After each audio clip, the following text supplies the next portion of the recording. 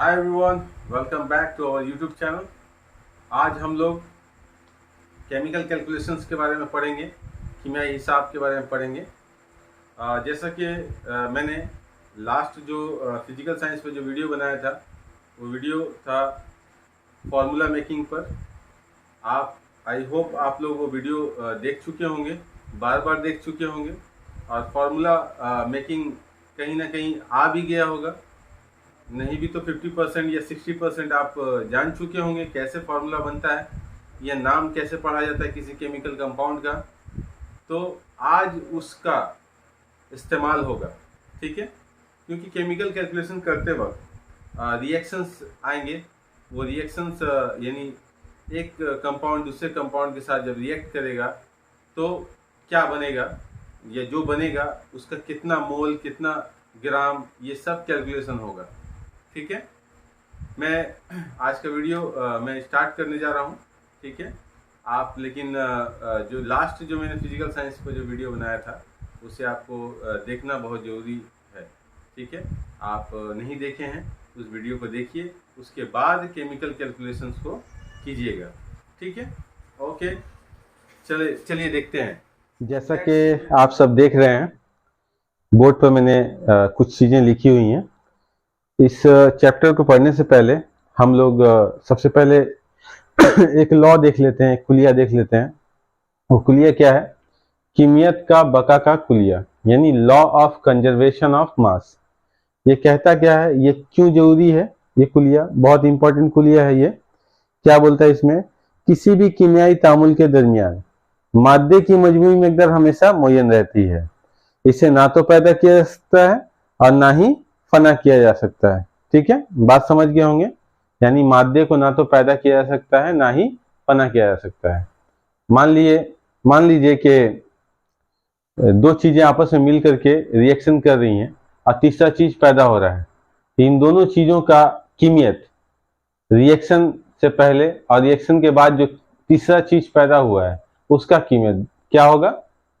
आप ये दोनों हालतों में क्या होगा? कीमियत में ना कोई कमी आएगी, ना कोई अजाफा होगा, यानी कीमियत बराबर रहेगा।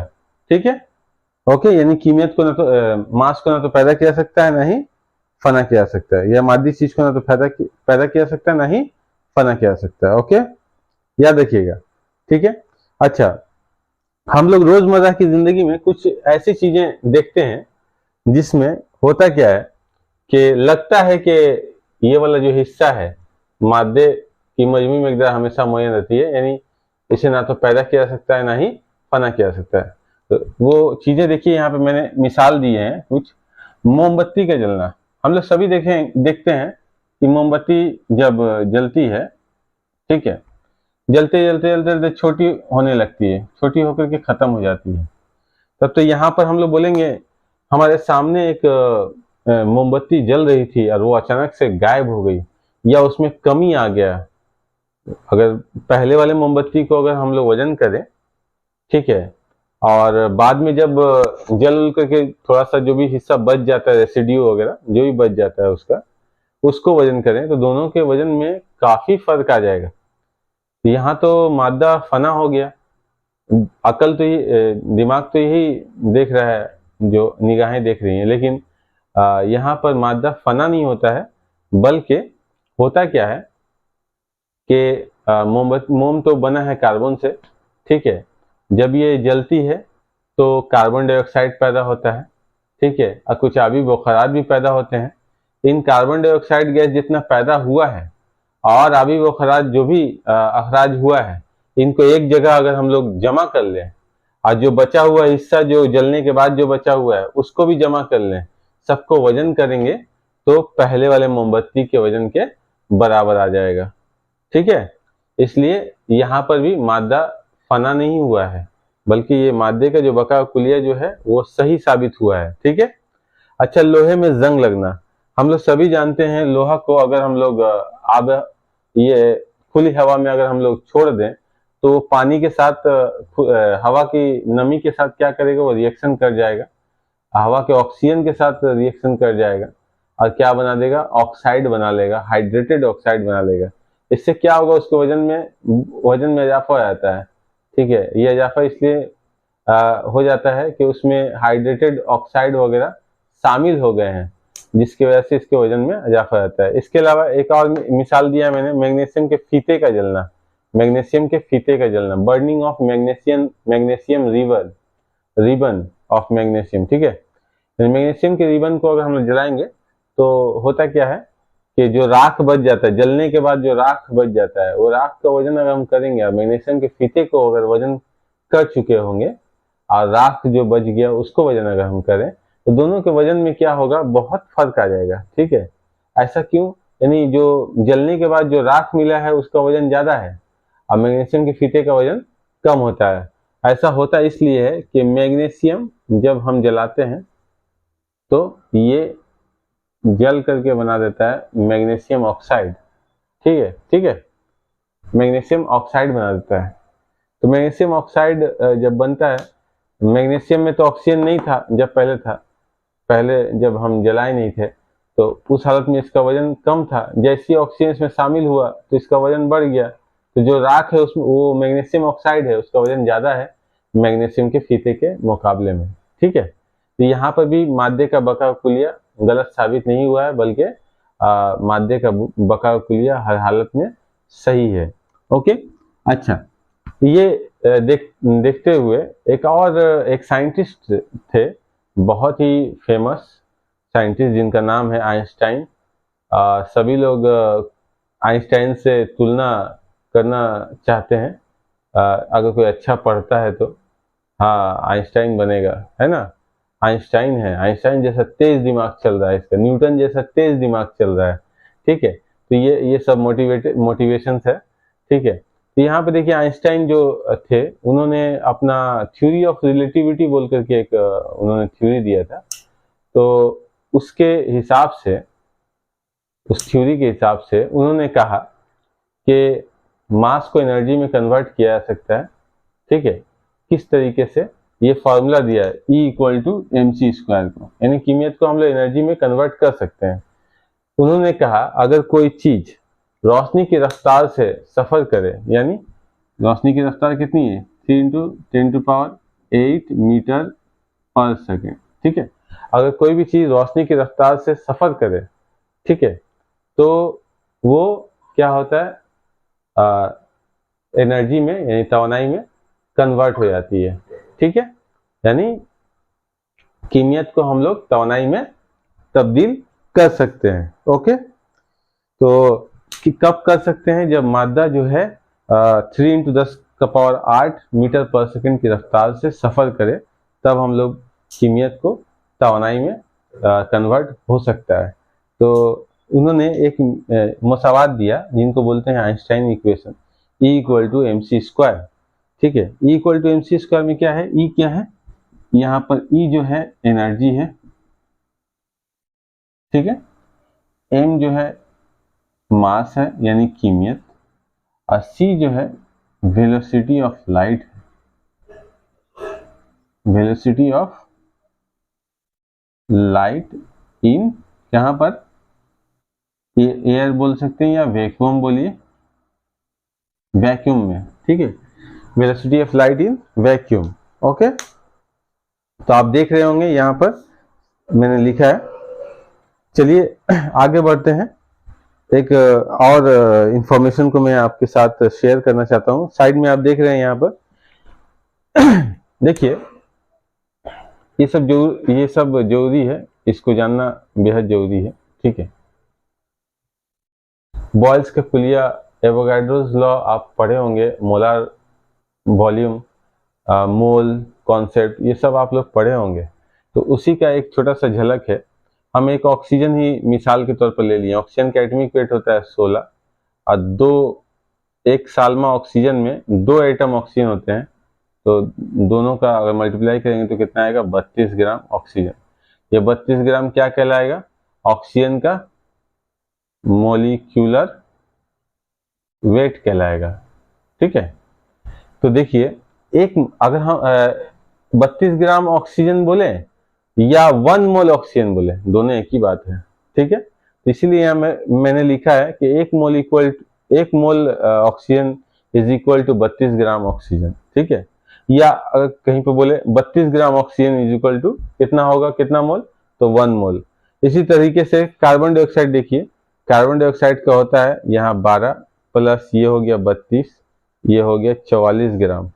44 ग्राम कार्बन डाइऑक्साइड बोले या 1 मोल कार्बन डाइऑक्साइड बोले, एक ही बात है, दोनों में कोई फर्क नहीं है। ओके, अच्छा, 1 मोल कोई भी गैस या कोई भी सब्सटेंस कितना जगह घेरती है मालूम है?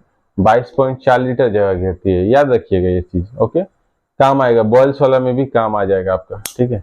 यहाँ उतना नहीं इस्तेमाल होगा, लेकिन ये मोल और ग्राम इस्तेमाल होगा। ओके, अच्छा, 1 मोल में मॉलिक्यूल्स की तादाद या संख्या या नंबर्स कितना होता है? नंबर ऑफ मॉलिक्यूल्स 1 मोल में सब्सटेंस में कितना होता है?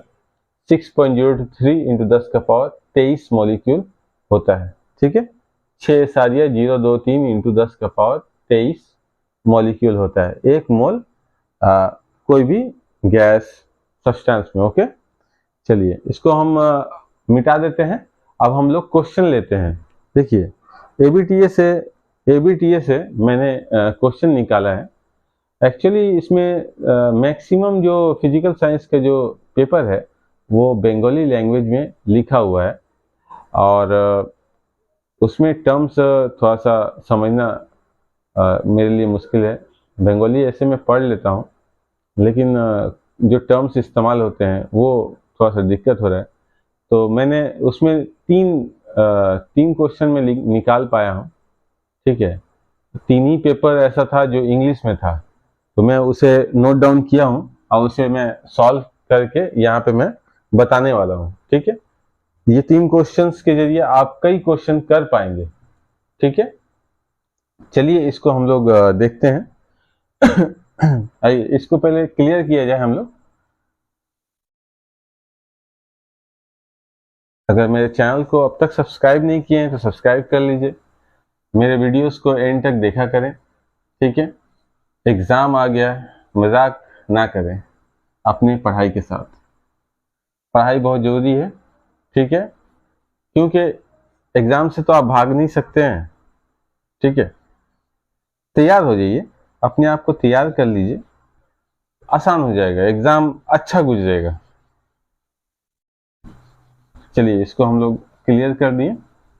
जा कर के थोड़ा ये वीडियो देखने के बाद किताब भी पढ़िएगा, ज़्यादा समझ में आ जाएगा। सिर्फ वीडियो देखने से भी बहुत मैक्सिमम वीडियो कवर कर देगा, ठीक है।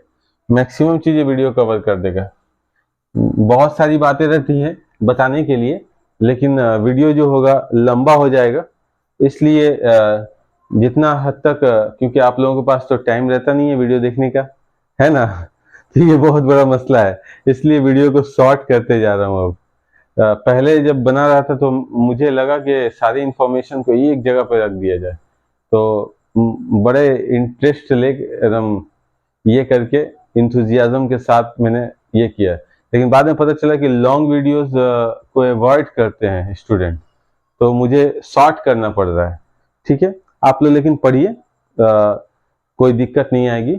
आप कमेंट बॉक्स में मुझे टाइप कीजिए, सजेस्ट कीजिए मुझे, ठीक है। और क्वेश्चंस अगर हो तो आप क्वेश्चन वहां दीजिए, मैं बनाऊंगा, उसे सॉल्व करूंगा नेक्स्ट वीडियो में। ओके, आइए एक हम लोग क्वेश्चन लेते हैं। वो क्वेश्चन मैंने लिखा हुआ यहाँ पर था। क्वेश्चन जो था क्या था? How many grams of ferrous sulphide, how many grams of ferrous sulphide will be required to produce 1.7 gram of H2S gas that is found from the reaction of FES and dilute sulfuric acid। ये तो इतना दे भी दिया है, इतना नहीं भी देता है। देखिए बोल रहा है, मैं उर्दू में इसको कन्वर्ट कर रहा हूं, कितना ग्राम फेरस सल्फाइड। अच्छा, आप लोगों को याद रहना चाहिए, हाइड्रोजन सल्फाइड गैस में पढ़ा चुका हूं, वो आप जाके देख सकते हैं मेरे चैनल पर @मोहिब मिर्हा, @मोहिब मिर्हा, इस चैनल पे जाइए, वहां पर आप देख सकते हैं। यानी यूट्यूब पर ये सर्च कीजिएगा तो मेरा चैनल आ जाएगा, टॉप पर आ जाएगा, ठीक है। तो देखिए मैं बोलना चाह रहा हूं कि H2S गैस आप देखिएगा वहां पर तैयारी जो दिया हुआ है H2S gas hydrogen sulphide gas का, वो तैयारी होता है क्या, फेरस सल्फाइड FeS। देखिए अगर आपको फॉर्मूला मेकिंग नहीं आ रहा होगा तो आप ये फेरस सल्फाइड लिख नहीं पाइएगा। फेरस सल्फाइड बना कैसे, मैं एक बार फिर से यहाँ डिस्कस कर दे रहा हूँ। फेरस है, अस का आवाज निकल रहा है, आयरन का 2 वैलेंसी होता है, 2 और 3, तो अस का आवाज निकलेगा तो कम वाला वैलेंसी इस्तेमाल होगा, यहाँ पे 2 हो जाएगा। और सल्फर का होता है 2, ठीक है, दोनों मल्टीपल्स है तो एक बार में चला गया, एक यहाँ लिखा है एक यहाँ लिखा है, तो ये क्या हो जाएगा फॉर्मूला फेरस सल्फाइड, लिखा है फेरस सल्फाइड। उसके बाद है dilute sulphuric acid. Sulphuric acid का फॉर्मूला होता है H2SO4, H2SO4, ठीक है। ये रिएक्शन करेगा तो क्या बनेगा, फेरस सल्फेट प्लस हासिल होगा हम लोगों का जो गैस है H2S, हाइड्रोजन सल्फाइड गैस बोलते हैं उसको, H2S हाइड्रोजन सल्फाइड गैस, ठीक है। तो ये बोल रहा है how many grams of ferrous sulphide will be required to produce 1.7 gram of H2S gas that is form from the reaction, ठीक है। यानी कितना ग्राम फेरस सल्फाइड चाहिए, कितना 1.7 ग्राम, 1.7 ग्राम हाइड्रोजन सल्फाइड हासिल करने के लिए कितना ग्राम फेरस सल्फाइड चाहिए, ये बोल रहा है क्वेश्चन में। यहाँ पे कुछ चीजें इंफॉर्मेशन दी गई है, देखिए इंफॉर्मेशन में क्या है, यहाँ साइड में मैं इंफॉर्मेशन लिख रहा हूँ। फेरस यानी लोहा का एटॉमिक वेट दिया हुआ है 56, ठीक है, और दिया है सल्फर का 32 और दिया है हाइड्रोजन का 1, ठीक है, ये दिया हुआ इंफॉर्मेशन। तो देखिए ये रिएक्शन देख रहे हैं आप जब भी केमिकल कैलकुलेशन कीजिएगा तो इक्वेशन जो है वो बैलेंस होना चाहिए, ठीक है। बैलेंस इसलिए होना चाहिए, मादे को ना तो पैदा किया जा सकता है ना ही फना किया जा सकता है। तो कीमियाई तामुल के दौरान मादे की मजमूई मिकदार हमेशा मुय्यन होती है। तो कहने का मतलब इस साइड में बाएं साइड ये कीमियाई तामुल होगा तो ये बनेगा प्रोडक्ट, इसको बोलते हैं रिएक्टेंट्स, इसको बोलते हैं प्रोडक्ट, ठीक है। तो ये जब रिएक्ट करेंगे तो ये प्रोडक्ट बनेगा। तो बोलने का मतलब है कि यहाँ जितना मिकदार होगा यहाँ पे भी मिकदार उतना ही होगा, ठीक है। जितना नंबर ऑफ एटम्स यहाँ होंगे उतना ही नंबर ऑफ एटम्स वहां पर भी होंगे, ठीक है। तो देखिए क्वेश्चन देखिए जल्दी से, तो फेरस सल्फाइड का देखिए यहाँ पे क्या होगा, कितना ग्राम फेरस सल्फाइड है, यहाँ पर फेरस का है 56 प्लस 32, कितना हो जाएगा ये 88 ग्राम फेरस सल्फाइड। 88 ग्राम फेरस सल्फाइड रिएक्शन करता है डायरेक्ट सल्फ्यूरिक एसिड के साथ, तो कितना ग्राम H2S देता है, हाइड्रोजन का हो गया 1 × 2 प्लस सल्फर 32, कितना हो गया 34 ग्राम। तो आप देखिए फेरस सल्फाइड और हाइड्रोजन सल्फाइड, 88 ग्राम फेरस सल्फाइड देता है 34 ग्राम H2S, तो 1.7 ग्राम H2S के लिए कितना ग्राम फेरस सल्फाइड चाहिए, ये क्वेश्चन हो गया हमारा, ठीक है। तो आप देखिए कैसे कैसे निकलेगा ये, तो हम लोग जानते हैं यहां लिख सकते हैं since for 34 gram hydrogen sulphide gas 88 gram FeS यानी फेरस सल्फाइड रिक्वायर्ड, ठीक है। Therefore 1 gram hydrogen sulphide gas के लिए कितना होगा 88/34 ग्राम फेरस सल्फाइड रिक्वायर्ड होगा। देयरफॉर कितना बोला है 1.7 ग्राम, 1.7 ग्राम हाइड्रोजन सल्फाइड के लिए कितना ग्राम होगा 34 × 1.7, ठीक है। कितना हो जाएगा देखिए, तो 38/34, इसको 17/10 कर सकते हैं ना, 2 बार में, ठीक है।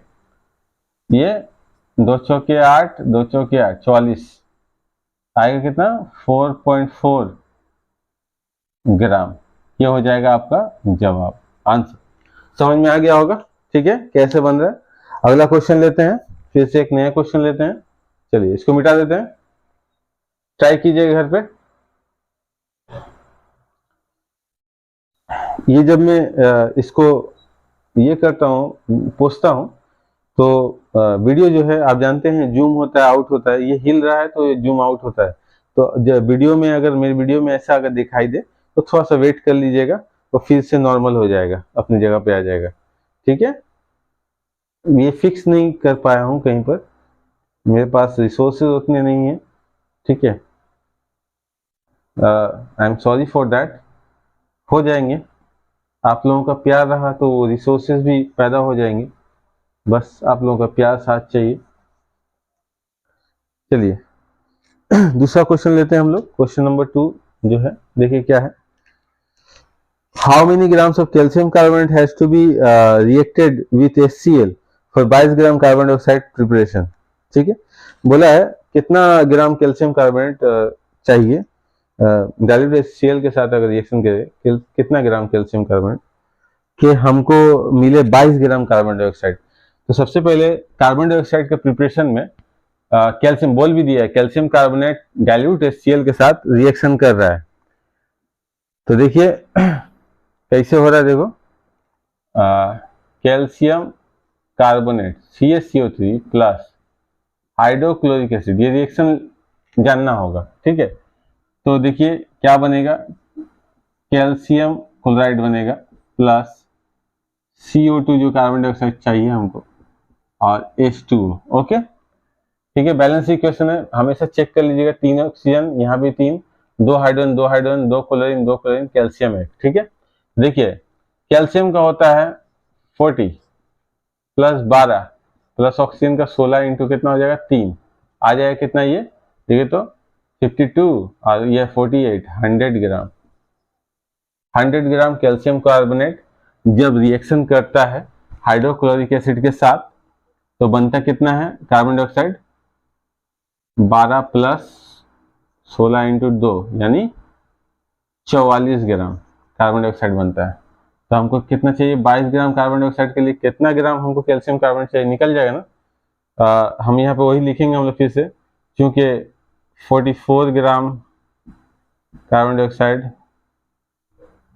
44 ग्राम carbon dioxide 100 gram CaCO3 is required. ठीक है, इसको उर्दू में भी लिख सकते हैं, मैं उर्दू में लिख देता हूँ। चलिए एक उर्दू में लिख देता हूँ, एक इंग्लिश में लिख दिया था ना लास्ट वाला, हम यहाँ लिख दे रहे हैं, चूंकि 44 ग्राम CO2 के लिए, सिंपल लैंग्वेज में लिखा हूं। ठीक है, 100 ग्राम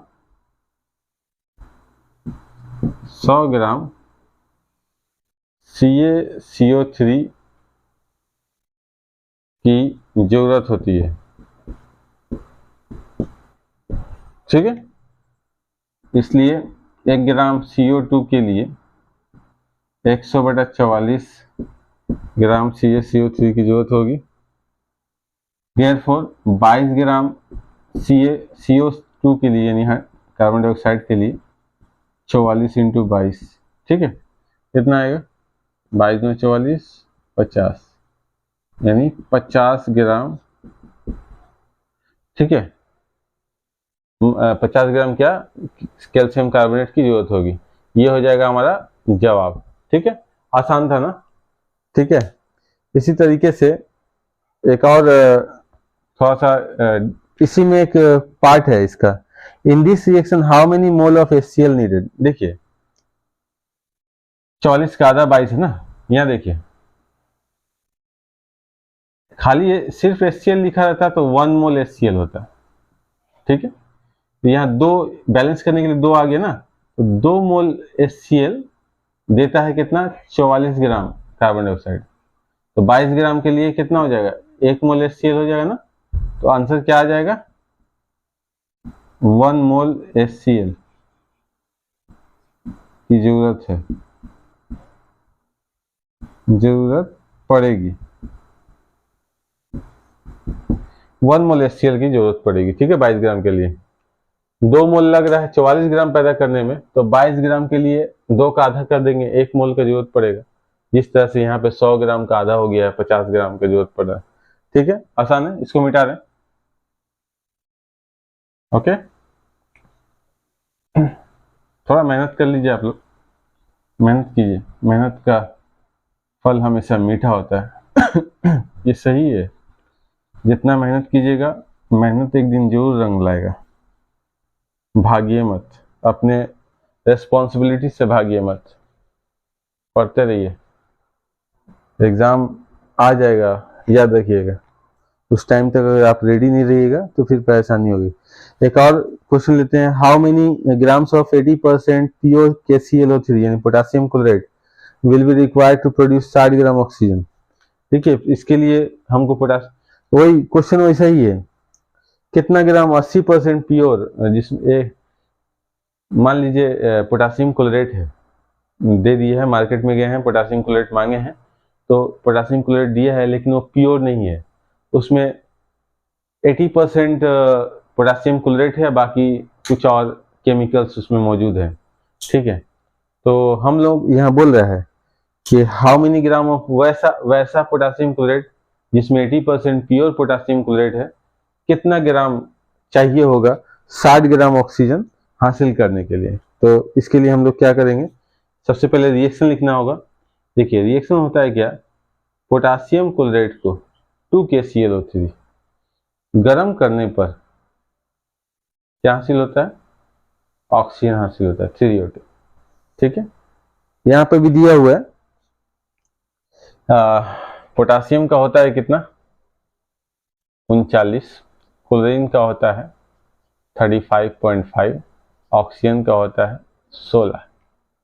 ठीक है, ये दिया रहता है, बेसिकली ये दिया रहता है, नहीं दिया रहेगा तो ये ऐसे ही टाइप का रहेगा, याद हो जाएगा बनाते बनाते। ठीक है, तो देखिए ये कितना है 239 प्लस 35.5,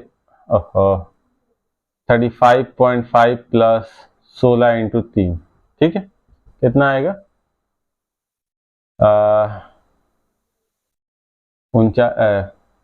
48, 53, 83, 92, 122.5, ये हो जाएगा कितना 245 ग्राम। ठीक है, 245 ग्राम KClO3 चाहिए, ये हो जाएगा 32, कितना हो जाएगा 96 ग्राम। ठीक है ना, 245 ग्राम KClO3 लग रहा है 96 ग्राम ऑक्सीजन के लिए।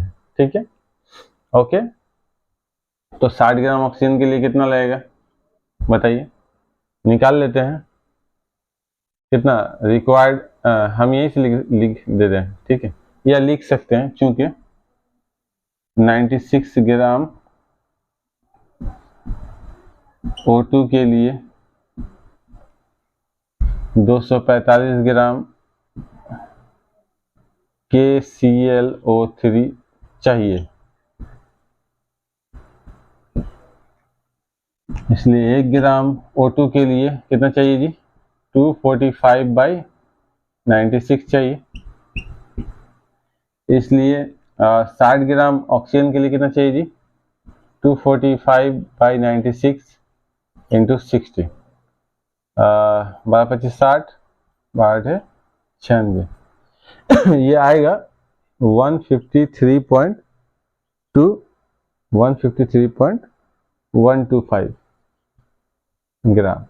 देखिए इतना ग्राम KClO3 हम लोगों को मिला है अभी। ठीक है, लेकिन आप देखिए बोला है कि जो भी हम इस्तेमाल कर रहे हैं उसमें 80% ही पोटासियम क्लोराइड मौजूद है, 100% वो पोटासियम क्लोराइड नहीं है। तो हमको तो पूरा 3O2 के लिए जितना चाहिए इतना वहाँ पर अवेलेबल होना चाहिए ना। तो मान लिया कि KClO3 का मिक्सचर जो है ठीक है ना, कि कीमियत कितनी है W है मान लीजिए, तो 80% इस W का, यानी ये मखलूत वाला पोटासियम क्लोराइड जो है, मिक्सचर वाला यानी ऐसा पोटासियम क्लोराइड जो प्योर नहीं है, उसका यही ना 80% उसमें है, 153.125 है, ठीक है।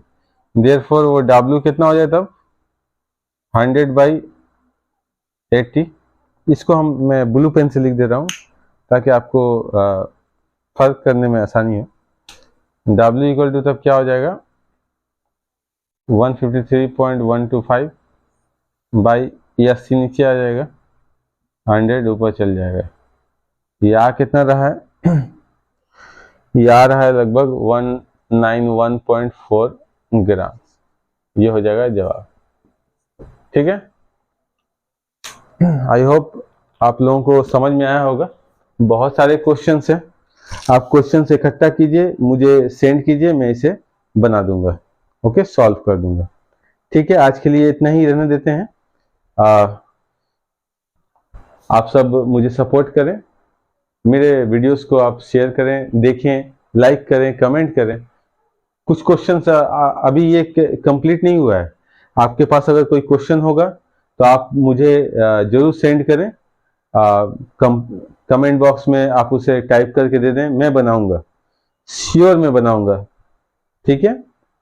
चलिए आज के लिए इतना ही, नेक्स्ट वीडियो में हम लोग फिर मिलेंगे, ओके। तब तक के लिए thank you everyone, thanks for watching, thank you.